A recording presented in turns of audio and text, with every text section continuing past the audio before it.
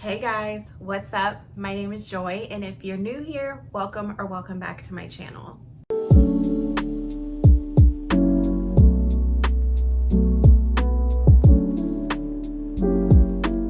And in today's video, we are going to be doing the mid-year freakout tag. It's better late than never, but you know, we're here and we're doing the thing. So let's get on into the video.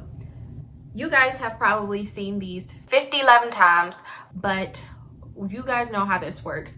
We are going to round up some questions from the original tag, and then we are also going to add on a couple new questions just to spice it up a little bit. Are you excited? Because I am. Grab a snack, grab your favorite drink. We're gonna be here for a while. The first question is the best book you've read so far in 2025. For me, if you haven't seen my previous video, Atmosphere by Taylor Jenkins Reid. This book is just so unique and so special. It is centered around the NASA space shuttle program during the 80s, so you definitely felt like you were immersed into the time period, and the love story in this book is just I think there is another storyline in this book that really sucked me in as well and made me really invested.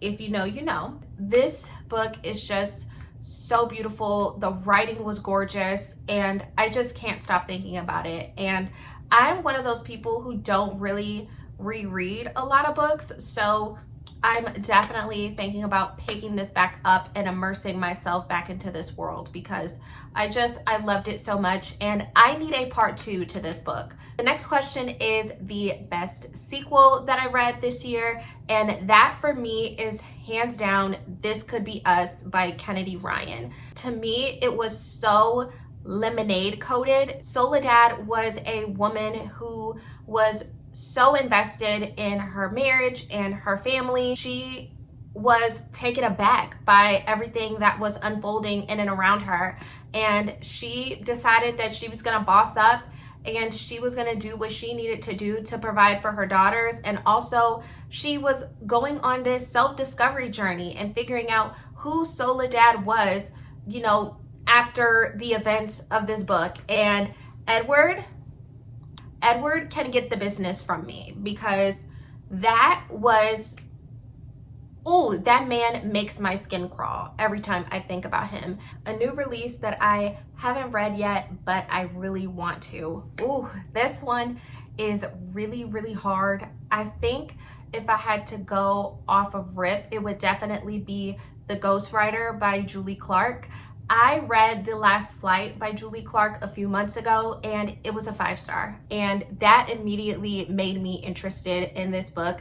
I just haven't had the chance to pick it up yet, but I do have it on my Kindle, so I will definitely be reading it very, very soon. All right, so the next question is my most anticipated release of the second half of the year, and it is In Your Dreams by Sarah Adams. This is the 4th and final book in the When in Rome series. I think Sarah Adams writes the cutest and quirkiest little rom-coms, and this is the book that we have been waiting for. This is Madison and James's love story, so I'm super excited that they pushed the date to be a little bit early instead of early next year. So it comes out on December 20th. So I'm really freaking excited. Sarah Adams, if you are watching this video, thank you so much for blessing us. The next question is biggest disappointment. I'd have to say The Crash by Frida McFadden. It was just a huge letdown for me. I thought that the main character was super dumb. I thought that the twist was really underwhelming, and it just didn't do it for me. I will say it was very similar to Misery, but of course there were obvious plot points that were very different. But if you've read Misery, it felt like deja vu, if that makes sense. I originally rated it 4 stars, but after thinking about it for a while, I decided to bump it all the way down to 2. That tells you how I feel. Now, biggest surprise. Y'all, this one is hard. I'd have to say Remarkably Bright Creatures by Shelby Van Pelt. I think Marcellus really was the selling point in the book, and if you've read it, you probably agree. Marcellus was just such an amazing character to follow. And the book also just explored really beautiful themes about grief and loss and human connection and how we're all connected in many ways that we don't even realize. And I just thought that this book was incredible, and I cannot wait for the movie adaptation to come out. Favorite new to me author? Ooh, can I cheat, you guys? I will definitely say Julie Clark because of The Last Flight and Liz Tomforty. And I have a feeling that the book that I'm referencing will be a prompt, an answer to another prompt. So Bear with me. newest fictional crush. Ooh. Let's go through. Xavier from Say You'll Remember Me. This man is an acts of service king. I loved how far he was willing to go for Samantha. And after reading this, it's something about an Abby Jimenez man. Xavier was a little bit grumpy, but when you peeled all the layers, you realize that he is such a softie and he loves super, super hard.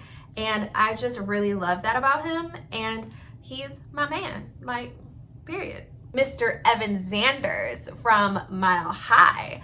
I loved that man. I loved him so, so much. He came off as rough around the edges and this bad boy, and that's not his personality at all. And I think that is a common misconception, is the fact that a lot of people, they read it and I think, yes, the bad boy personality could be a lot, but I think when you really open the layers and you really see how Xanders is with Stevie, you can't help but love him. He was like making me blush when I was reading this book. I was like, Xanders, oh my gosh, like you're flirting with me. And I'm like sitting over here blushing really hard. And I love these two men. It's like, it's crazy how vastly different they are, but I love both of them. And you know, ladies, our boyfriends, they're always gonna be there.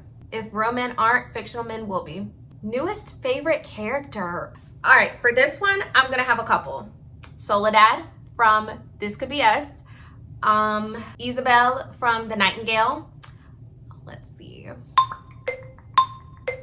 Alice from Great Big Beautiful Life. And Stevie from Mile High. I love them. They're so vastly different, but I think the beauty of reading is being able to see yourself in different characters, and I could see myself in each of these women. They're my spirit animals. A book that made me cry. Need I say more? This book had me in tears. I was like Kim Kardashian, ugly crying face.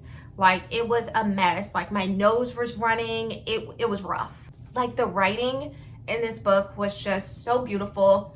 I don't know how Kristen Hanna does it, honestly, with these historical fictions. Gosh, like, I just sit and I think about this book constantly and how this book made me feel.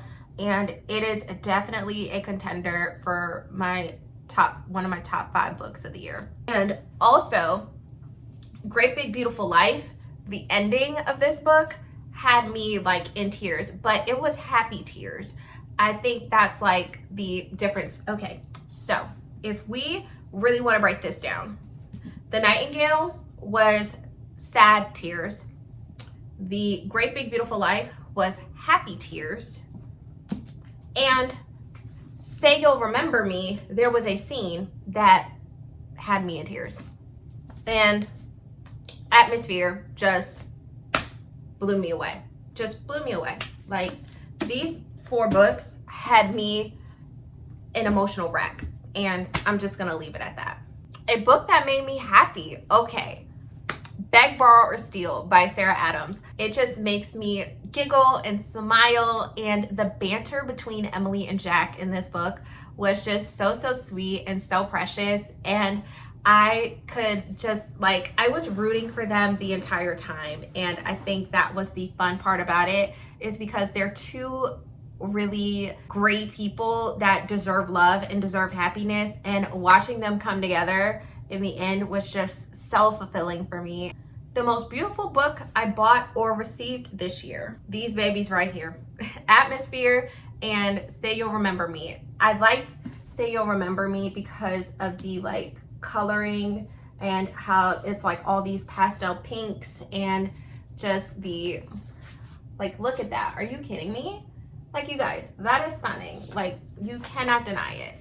And then of course, Atmosphere. I just love this cover of Joan and her aviators and the rocket ship. It's so beautiful. Oh my God, I love it. And I also love the UK edition of Atmosphere as well, with just the rocket alone. I think that's really beautiful as well. And then look at the constellations, you guys. Are you serious? What books do I need to read by the end of 2025? Let's take a look at the handy dandy card, shall we? I'm not gonna have too many. I'm gonna pick like 2. Okay, guys. Need I say more? Need I say more? My coworkers have been begging me to finish this book.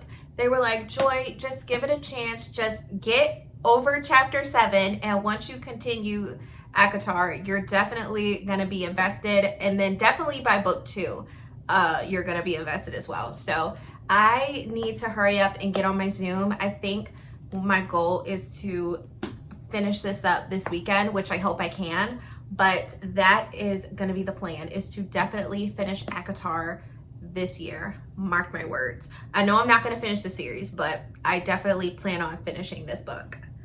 And then also Archer's Voice. I don't know why I haven't read this. I don't know why I'm avoiding it so hard, but I think that I'm really going to like it. And I think it's going to be an emotional book. And I hear great things about both of these books. I hear great things. All right, you guys, we have 2 more add-on questions that I'm really excited about. A BookTok book that surprised me. Whoo! Let's see. The Wedding People. I don't know why a lot of people weren't feeling it, but I think The Wedding People is one of those books where if you read it at the right time in your life, I think it makes a little bit more of an impact. I just definitely needed that book at that time period in my life. And I just think that, yes, it is a very dark theme. I think it is very slice of life. It definitely is worth it in the end. A reading habit that I picked up or let go. I have been DNFing books like crazy. I used to be so scared to DNF books. I just realized that life is precious and you only live once, and there's no need to keep avoiding a book and just pushing through when you don't like it. Reading should be for enjoyment and it shouldn't feel like a chore. And I definitely notice, like, if I'm ducking and dodging a book and constantly trying to avoid finishing it, then it is time to DNF. We need to normalize DNFing in 2025. And I really hope that you guys can take advice from me and DNF books when you are not liking them.